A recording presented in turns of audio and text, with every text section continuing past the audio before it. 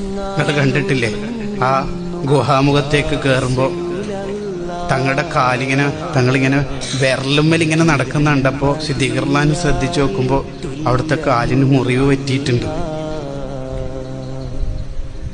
തങ്ങൾ 53 വയസ്സല്ലേ തങ്ങൾക്ക്. അന്ന് മുത്തനബി സ്വല്ലല്ലാഹു അലൈഹി വസല്ലം തങ്ങളെ സിദ്ദീഖുർലാനും എടുത്തിട്ട് ഷോൾഡറിൽ കുഞ്ഞിനെടുക്കണ മാതിരി എന്തായിരിക്കും. സിദ്ദീഖുർലാനുവിനെ നമുക്ക് പറയാന്ന് കഴിയൂല കേട്ടോ, അത് വേറെ ലോക. എടുത്തിട്ട് മല ഇങ്ങനെ കയറി ഗുഹന്റെ അടുത്തെത്തിയപ്പോൾ പറഞ്ഞു തങ്ങൾ കയറല്ലേ, ഞാൻ ഒന്ന് മൊത്തം വൃത്തിയാക്കിട്ട് മൊത്തം വൃത്തിയാക്കിയിട്ട് വന്നോളിന്ന്. അങ്ങനെ ഒരു ദ്വാരം മാത്രം ബാക്കിയുണ്ടായിരുന്നു, അതിനാ കിട്ടിയ പാമ്പ് കടി.